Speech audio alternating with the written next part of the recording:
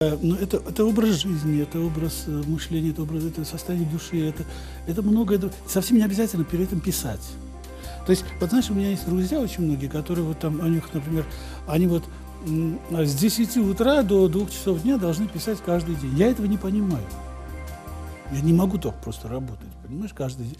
Потому что, ну, для меня, ну, не знаю, это то же самое, как, вот, знаешь, вот я занимаюсь любовью со своей женой каждый день с 10 вечера до 12 ночи. Понимаешь? Ну, можно, конечно, в принципе, можно, да, но скучно. Գիտեք, շատ լավ հետարքիր մարդ կար, որից մենք շատ մոտիկ էինք, Վալենտին Պատպամոգով, դու ջահելս երևի կարող ես հիշես։ Այո, իհարկե։ Վալյանը այսպես բան էր ասում, ինքն այս տարօրինակ նկարներն, Ալյա Սալվադոր Դալի բան այսպես։ Ու ինքը ասում էր միշտ, ինքն մի քիչ տարօրինակ մարդ, այն մարդկանցից էր, այն քիչ մարդկանցից էր, որտեղ հայաստանցի մարդիկ շատ քիչ են, որոնց ապրելակերպը համապատասխանում էր իրենց բան ոչին, իրենց նկարների ստեղծագործության ոչին էր համապատասխանում, ինչպես ապրում էր, այնպես էլ նա ասում էր, թե знаешь, Руслан, ասում էր, я вообще не понимаю наших армянских абстракционистов. Я в это время, у него был ремонт в мастерской, вот, у него был ремонт, говорит, пришли ко мне два абстракциониста, ну, не будем называть кто. Пришли, говорит, я, говорит, у меня не было кофе, говорит, я им поставил болты, говорит, на это самое, на поднос, и поднес им болты вместо кофе. Ասեցին, արես ինչ ես ձեռս առեք, ես այսպես ասում ասեցին։ Բա абстракционистը ասում է, այդպեսի բան կասի, ասում է, եթե ասում է, օրինակ Սալվադոր Դալին բան կասի։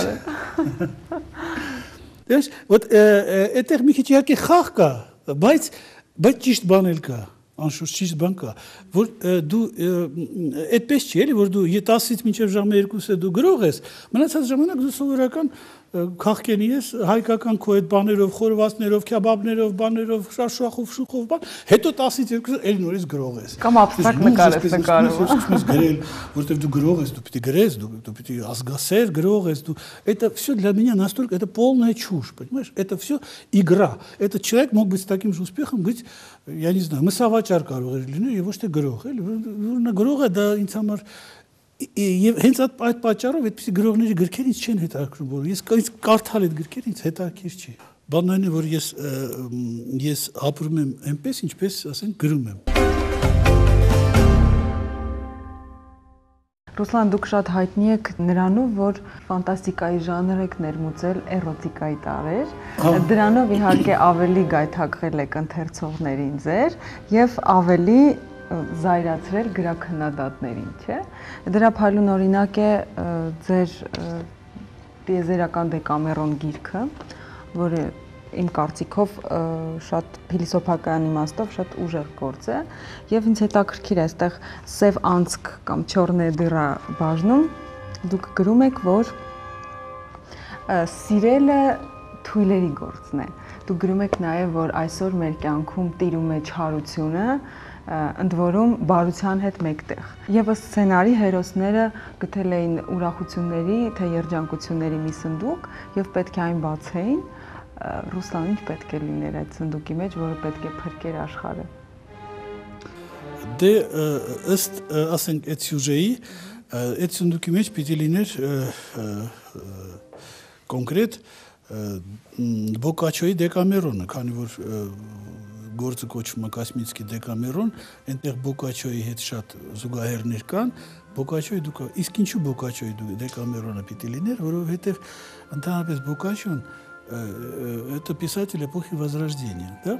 Эпоха Возрождения, она наступила после того, как долгое время люди, так сказать, думали о том, и над тем, что добро и зло, да?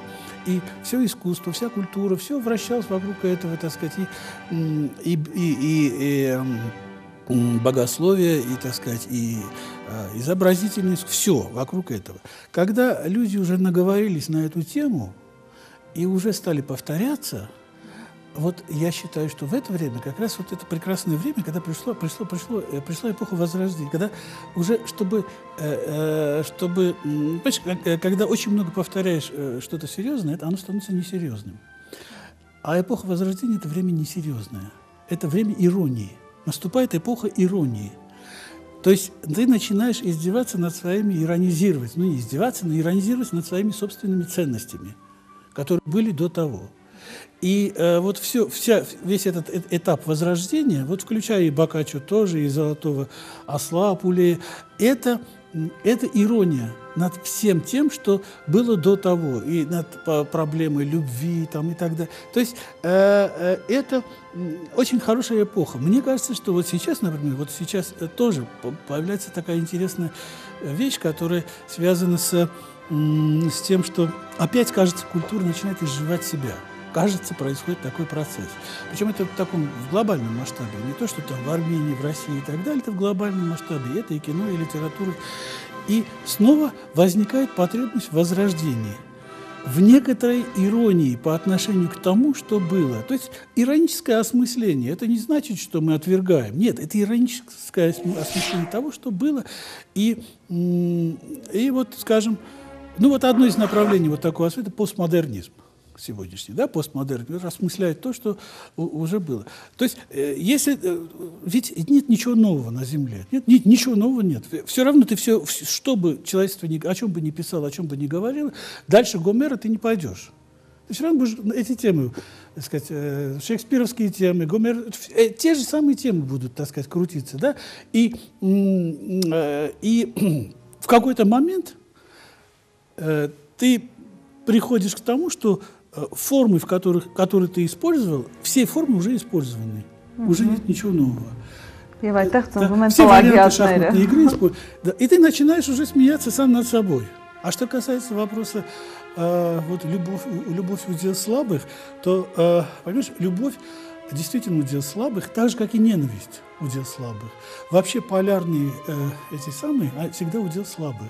Сильный человек, он всегда посередине. Ռուսլան, իսկ այդ էրոտիզմը արտահայտված ձեր գրված ստեղծագործություններում, դրանք հատուկ նպատակադրված են, թե իսկապես ձեր մտքում դա կարևոր տեղ է զբաղեցնում։ Չէ, պարզապես ես որ սկսեցի ֆանտաստիկա, ես ընդհանրապես իմ գրականության մտել եմ ֆանտաստիկա Ժուլ Վերնը, մեղավոր է Ժուլ Վերնը եւ Ուելսն էր մեղավոր մասամբ, մտա որպես գրականություն, որպես ֆանտաստ։ Այնպես ստացվեց, որ հաջող պատմվածքներ ունեի, որոնք թարգմանվեցին միանգամից 15 լեզուներով։ Ու այդպես ժողովածուներում, բաներում այդպես եւ հետո արդեն մի տեսակ այդ ժանրի մեջ ինձ նեղ սկսեցի զգալ, վատը զգալ սկսեցի։ Ամեն մի ժանր ինքը ստինքան արդեն ունի իր օրենքները եւ դա արդեն վատ է, որ օրենքներ կան, որոշակի օրենքներ կան։ Ամեն ժանր ունի իր օրենքները։ Եվ մտածեցի այն մասին, որ ֆանտաստիկան եւ էրոտիկան ընդհանուր բաներ ունեն։ Երկուսն էլ երազանք են։ Երկուսն էլ երազանք։ Այսինքն ոչ ռեալ բաներ են։ Պատկերացում են։ Էրոտիկան ոչ ռեալ բան է։ Իհարկե ոչ ռեալ բան է։ Ռեալ էրոտիկան բավականին ծիծաղալու է։ Էրոտիկան այն ժամանակ է հետաքրքիր դառնում, երբ դու քո ֆանտազիան ես մտցնում այդ բանը, то есть դու ինքդ ես տեսնում, այդ ինչ որ հայացքով ես տեսնում։ Եթե դու էրոտիկ ֆիլմեր նայել ես, իսկ ես չեմ կասկածում, որ դու նայել ես, իսկ ես շատ եմ նայել։ Ես պիտի ասեմ, հետաքրքիր են այն ֆիլմերը, որտեղ որ այդ էրոտիկան ցուցադրված է ոչ այնպես կյանքում է կատարվում։ Եթե դու նկարահանես կյանքում ինչպես են այդ մարդիկ այդ անում, դա բավականին տխուր պատկեր կստացվի։ Ռուսլան, ձեր ընթերցողների մեծ մասը հիանում է ձեր գրված հոդվածներով, որոնք միշտ ունիկալ են եւ հետաքրքիր լուծումներ ունեն։ Իսկ այս տարի նույնիսկ ձեզ արժանացրել են ոսկե բառ, չէ՞, եթե ճիշտ եմ հասկանում, Զոլոտոյ գլագոլ միջազգային մրցանակին, որը տրվում է աշխարհի լավագույն 9 լրագրողներին, ժուրնալիստներին։ Կասեք, թեմաներ ընտրելիս ամենաշատը ինչով եք ոգեշնչվում։ Ոնց են գալիս այդպես յուրահատուկ թեմաներ ձեր մտքին։ Ես մեծ մասի հետ ծանոթ եմ։ Գիտեք, այսպես եղավ, ընդհանրապես բանը, ես журналистикой զբաղվում, ես մոտ 1500 տպագրություն ունեմ։ То есть 1500 публикаций у меня в журналистике. Տարբեր թեմաներով եմ հետաքրքրվել, տարբեր ժամանակներով։ Ժամանակ կար, երբ ես միայն կինոյի մասին էի գրում։ Միայն կինոյի մասին։ Ինչպես որ դուք այստեղ գրել եք, չէ՞։ Ֆրիդի գործունեության մասին։ Ֆրիդի գործունեություն, շատ ես կինոյի մասին շատ գործեր ունեմ տպագրված, շատ։ Ձեր ուսուցիչն է եղել։ Ֆրիդը եղել է իմ ուսուցիչը, այո։